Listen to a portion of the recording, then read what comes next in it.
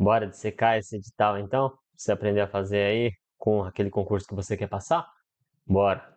Se você ainda não viu o material escrito, sugiro que você leia ele antes ou abra ele aqui junto, porque vai ter muita coisa lá que eu não vou falar aqui, tá bom? Senão esse vídeo vai ficar com mais de 1 hora. Então bora lá. Esse concurso aqui é para a Prefeitura de São Paulo, né? Ele foi feito em 2018, tá? O que eu anotei aqui, então? Primeira coisa que você tem que ver, Fundação VUNESP. Então, esse aqui é o nome da banca que vai fazer a prova, a VUNESP, é bem conhecida aqui do município de São Paulo. Beleza? Outra coisa, questão do regime estatutário. Geralmente, prefeitura vai ser sempre estatutário, mas dependendo aí da autarquia, sociedade de economia mista, isso aqui pode mudar para CLT, tá legal?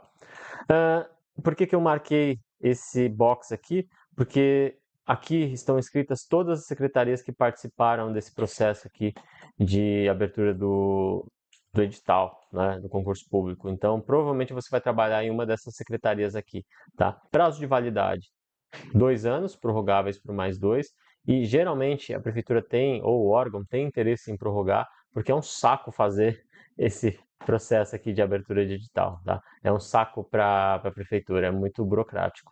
Então, a não ser que a lista dos aprovados ali seja zerada, é do interesse deles prorrogar também, beleza? Com relação às cotas previstas por lei, então a gente vai ter aqui 5% para as pessoas portadoras de deficiência e 20% para os negros, negras ou afrodescendentes, tá bom? Aqui a Vunesp foi muito legal com a gente, né? Então eles trabalharam aqui com uma tabelinha muito boa, com cargo, total de vagas, quais vagas destinadas aos PCDs, as cotas e o total, né? E aqui com a remuneração também. Inclusive tem uma coisa bem legal para a gente comentar sobre essa remuneração que impactou quando eu e o Carioca, vulgo professor Eric, também fez esse concurso, tá? Carga horária e, obviamente, o que eles pedem aqui de escolaridade, geralmente é CREA e diploma, tá? Não tem muito o que inventar, não. Às vezes pedem CNH aqui. Já aconteceu aqui, por que eu circulei não, quadradei aqui, por que eu deixei em highlight? Porque no primeiro concurso que eu passei, esse estágio probatório lá no edital estava de 2 anos, tá? Mas o que acontece? Tem uma lei, que se eu não me engano é federal, que ela fala que o estágio probatório sempre vai ser 3 anos. Então, mesmo que tiver 1 ano, 2 meses, vão ser sempre 3 anos, tá legal? E essa aqui é a cláusula de segurança da prefeitura para ela se resguardar no direito de não convocar aquilo que ela está pedindo se tiver algum BO internamente ali, tá bom? Com relação a esse campo aqui, pelo amor de Deus, não deixe para a última hora você fazer a confirmação e o pagamento. Se você chegar à conclusão de que no final da leitura você quer fazer esse concurso, gera o boleto, faz o Pix, já paga e se livra desse negócio aqui. Senão você vai deixando e já era, vai perder. E aí, meu amigo, perdeu, acabou o sonho, tá? Não vai ter como. Aqui tá a taxa, né? Inclusive tem uma coisa sobre taxa bem legal pra gente falar aqui embaixo, se eu não me engano. Antes disso, uma coisa engraçada. Se você já foi jurado em eleição, vale a pena ali você entrar com a sua comprovação. Só que assim, esse critério de desempate, fazendo um paralelo ali como se fosse o Brasileirão ali, campeonato de pontos corridos, é o número de cartões amarelos, sabe? É um critério que está lá no fim da fila. Então, é assim, é só se você realmente tiver isso fácil, legal? Sobre a questão da isenção, que é aquilo que eu falei com relação à taxa. Se está apertando para você pagar a taxa de um ou mais concursos, dá uma olhadinha nisso, tá? Principalmente se você está desempregado ou se você não tem uma forma oficial de renda. Nesse caso aqui, eu já entrei nesse decreto municipal, eu até coloquei lá na parte escrita, que, se eu não me engano, era R$ 1.876, alguma coisa assim, tá bom? Então, se você recebe menos disso, você tem a possibilidade de pedir a isenção da taxa. Só toma cuidado com esse prazo, ele é ridiculamente pequeno, tá? Ó, 10 horas do dia 15, 17 horas do dia 16. Nesse caso, vai ter uma prova objetiva, uma dissertativa e uma de título. Geralmente, quando a gente trabalha com um concurso de escalão menor, como por exemplo prefeitura, a gente não tem essa prova dissertativa, tá bom? Então, geralmente é só uma objetiva e às vezes tem título. Nesse caso aqui, como a prefeitura é muito grande de São Paulo, tinha várias vagas e etc., eles optaram por fazer 3 etapas. Legal? E aí, a ideia aqui é você também identificar quando você vai fazer essas 3 etapas, as 3 provas. Nesse caso aqui, foi tudo no mesmo dia, foi um horror. Foi no domingo, se eu não me engano, das 8 da manhã a meio-dia você fazia a prova objetiva, da 1 ou das 2 até as 6 ou 5 você fazia a prova dissertativa e depois você precisava pegar uma filinha ainda para provar que você tinha título, caso você tivesse, né? Então foi literalmente um domingo inteiro dedicado a esse concurso aqui. Seguindo aqui, esse anexo 5 é a parte mais importante do seu edital, ou uma das mais importantes, você vai entender o porquê, mas lá é que está o mapa do tesouro. É ali que você precisa pegar item por item, anotar o que vai cair ou não e começar a estudar. Está nesse anexo 5, nesse caso aqui. Legal? Então a prova objetiva nada mais é do que testes, né? Você vai fazer uma prova que você vai ter que marcar a alternativa correta, A, B, C, D ou E, né? 4 ou 5 alternativas, você vai ter 60 questões. É importante salientar que conhecimento específico geralmente é o primeiro critério de desempate, tá? Então, se você tiver lá, eu fiz 48 e o seu amiguinho também fez 48, quem que vai chamar primeiro? Quem que vai convocar primeiro? Quem tem maior número de acertos em conhecimento específico. Legal? Aqui, sobre a data da prova, né? É uma data provável, prevista, tá? Dia 16 de dezembro. Então, por exemplo, hoje eu estou gravando esse vídeo dia 5 de maio. Se a prova fosse dia 16 de dezembro, eu não ia precisar sair correndo para comprar passagem de avião, por exemplo. Calma, espera confirmar. Geralmente o pessoal confirma algumas semanas antes. Ainda dá tempo de você se planejar, tá? Ou se realmente você precisar ir de avião, etc., porque eu sei que a passagem fica mais cara muito na véspera, então larga a mão e compra. Só tenha noção de que há a possibilidade de você perder essa passagem. Enfim, é só para sua ciência, tá legal? Agora, falando um pouquinho sobre a questão do chegar com antecedência ou não, eu sinceramente não lembro desse número certinho. Então, 1 hora antes fecham-se os portões? Não lembro disso, sinceramente. Mas você não vai inventar moda e ficar querendo tentar a sorte no seu concurso. Beleza? Então, chega lá com 60 minutinhos ou o tempo que o pessoal da banca estabelecer, tá tudo certo, né? E aqui um grande bizil, principalmente para você aí, garoto ou garota moderna, que utiliza o celular como tudo. Eu uso, né? Então eu não ando mais com cédula de identidade, nem carta de habilitação. Eu mostro tudo pelo celular. Só que o que acontece? Quando você faz uma prova, na entrada da sala fica um fiscal com um saquinho plástico. E aí quando você entra, você deixa todos os seus pertences, então carteira, celular, chave, tudo nesse saquinho plástico. Você pode botar ele dentro da mochila e aí você vai deixar ele na frente da sala. Esse saquinho plástico ele só vai ser aberto quando você sair da escolinha ou quando você já estiver lá na área externa, tá? E qual que é a ideia disso? Você não vai conseguir pegar teu celular para mostrar o documento para o fiscal, que geralmente passa durante a prova. Então ele passa com uma folha e pede para você assinar. Como é que você vai falar, ô fiscal, deixa eu pegar meu celular ali? Não pode. Você precisa desligar o celular, inclusive. Então não serve. Ou seja, leve um documento impresso. Para baixo aqui, essa questão do detector de metais, para quem não fez muito concurso, às vezes tem um fiscal que fica com o detector de metal, principalmente quando você vai no banheiro, né? Que aí ele impede, obviamente, de um amiguinho ir no banheiro e passar as respostas para outro amiguinho, certo? Sobre a questão dos gabaritos aqui, né? Então, questões de múltipla escolha, prova objetiva, elas demandam que você passe as respostas do seu caderno. Então, você recebe ali um cadernão com umas 10, 15 folhas, que é a sua prova em si, que é o caderno de questões. E aí, para você passar para o gabarito, e aí você recebe uma folhinha, que é o gabarito, que o pessoal coloca lá na máquina para leitura das alternativas. Esse gabarito você precisa acertar, você não pode errar, não pode rabiscar, não pode fazer nada. Se você nunca mexeu com esse gabarito na tua vida, sugiro que você pegue na internet um aí e só faz a bolinha ali, tenta brincar um pouquinho. Por quê? Quando você estiver ali na pressão, no concurso que você quer passar, faltando meia hora para a prova acabar e você com 10 questões que você ainda não sabe resolver, vai dar uma tremidinha, meu amigo. Vai dar uma tremidinha e aí você vai errar alguma coisa sem querer, beleza?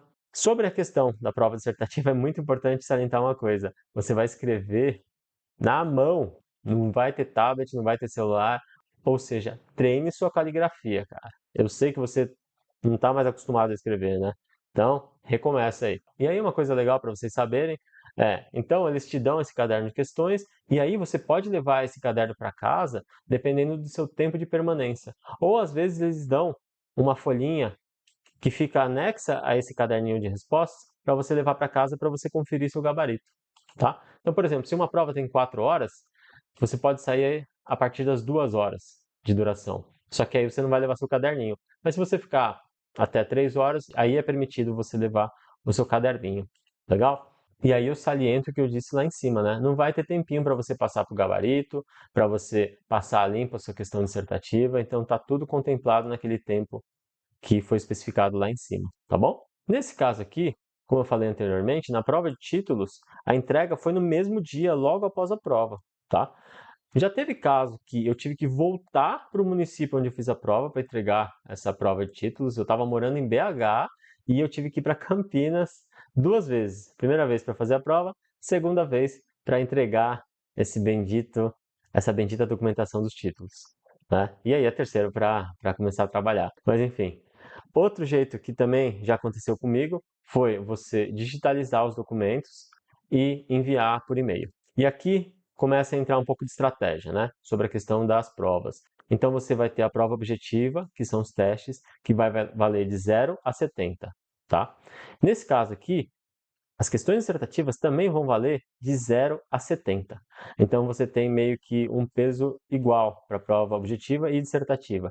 E aí a prova de títulos, que nem sempre você vai ter ali, né, doutorado, ou mestrado ou pós mesmo, nesse caso aqui, vão valer ali, ó, no máximo 7 pontos. Então 7 pontos de 70 mais 70, 7 pontos de 140 representam 5% da prova só. Isso é muito pouco, tá? Já teve prova que eu vi ali que representava ali cerca de 10% da prova. Aí já começa a pegar. Então, a pessoa que tem um doutorado, por exemplo, já começa com uma vantagem muito grande para aquela pessoa que não tem nada. Então, se esse é o seu caso, analise essa informação antes de você decidir fazer ou não essa prova. Legal? Aqui a gente tem umas observações sobre a questão dissertativa, então tem que ter no mínimo 7 linhas, obviamente tem que ser legível, senão você vai acabar com os olhos do corretor da sua questão. E esse trecho aqui não tem muito como fugir da leitura, tá? Cada banca vai ter a sua especificidade. Com relação aos recursos, muita gente tem dúvida se funciona, se é de verdade ou se só está aí para servir de enfeite. Sim, o recurso funciona, o recurso acontece. Já teve provas que eu fiz ali de 20, 30 questões de conhecimento específico que revisaram a alternativa ou cancelaram mesmo 10, 20%.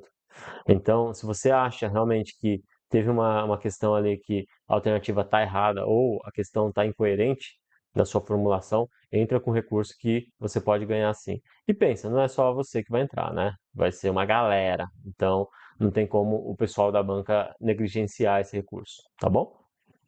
Sobre a questão da nomeação e da posse, é muito importante você entender como está o momento atual do órgão que você está prestando concurso. Está precisando de gente? Não, tá. Eles só fizeram esse concurso porque o outro venceu. É legal você ter essa noção para você ter uma expectativa de quando você pode ser convocado ou não, certo? Continuando aqui, a gente tem as atribuições dos cargos, então o que você vai fazer, tá? É legal também você dar uma lida para ver se converge com aquilo que você quer ou pelo menos que você não odeia fazer, certo? Temos aqui de anexos declarações, então se você quer usar o nome social, questão da isenção da taxa, se você quer se autodeclarar negro ou afrodescendente, certo? E chegamos aqui no creme de la creme, conteúdo programático. Nesse caso, você pega essa folhinha aqui e começa a rabiscar tudo aquilo que você já sabe, o que você não sabe, que você precisa estudar com mais ênfase, tá? Língua portuguesa, nesse caso, você vê que a gente não tem matemática, a gente tem raciocínio lógico, e raciocínio lógico não é matemática, tá? É parecido, mas é uma lógica totalmente distinta. A gente tem um pouco de legislação aqui, tanto municipal quanto federal, e aí você entra aqui no conhecimento específico. Deixa eu ir lá para a área de engenharia civil, que são só esses itens aqui. Agora, elaborando um pouco aqui, se você for parar para pensar, se for pegar cada tópico aqui, não vai dar o número de questões da prova, né? E vão ter tópicos, por exemplo, estrutural, instalações, tanto elétrica quanto sanitárias, que vão ter mais de uma questão, com certeza, na sua prova. E vão ter outros temas aqui que talvez não tenha nada. Então, por exemplo, EIA, RIMA, talvez um CPM. Então, é muito importante também você fazer essa análise da banca, assim como a gente orientou lá no material escrito, para você ficar ligeiro do que realmente cai e do que não cai. Tudo que está aqui é passível de cair. Tudo que está aqui vai cair? Não, porque não tem como fazer uma prova que cobre tudo isso. Por fim, falando bem novamente da VUNESP, eles fizeram um cronograma desde o início da publicação do edital até a possível data provável da prova, que é 16/12. Se você for parar para ver, você vai ter um pouco mais de 2 meses. E é geralmente isso que acontece, tá? Do momento da publicação do edital até o momento da prova, você tem em média 2 meses para estudar. Show? Bom, deixa eu contar aqui rapidinho a historinha minha e do Carioca. Então a gente fez essa prova aqui e foi uma prova que realmente a gente já estava morando lá em BH. Viemos para São Paulo só para fazer essa prova aqui. E aí eu acabei sendo eliminado. Tava de saco cheio, não queria voltar para São Paulo, não gosto muito da cidade, então, enfim, questões pessoais, né? O Carioca foi aprovado, ele inclusive foi convocado, acho que em 2020 ou 21. Só que, o que acontece? Ele não aceitou ir para a Prefeitura de São Paulo. Por quê? Por causa dessa remuneração aqui, que era muito baixa. E aí, ironia do destino, 6 meses ou um ano depois, eles reformularam totalmente o plano de cargos e salários do engenheiro civil na Prefeitura de São Paulo. E esse valor aqui subiu, foi para 12, 13 mil.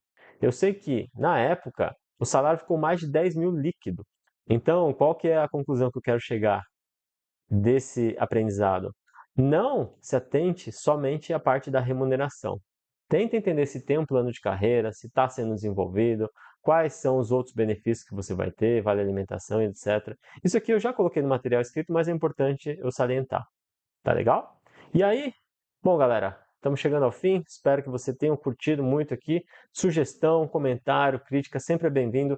Se você está com dificuldade em achar essas informações sobre as bancas, sobre os editais, manda mensagem para a gente. Quem sabe a gente já não tem um material até pronto disso, ou faz pensando em ajudar essa galera que está prestando esse concurso. Beleza? Muito obrigado. Segue a gente lá nas redes sociais também, que você vai ter muita informação, muita novidade, muita notícia fresquinha saindo do forno, tá bom? Agradeço de novo. Tamo junto, galera. Até a próxima.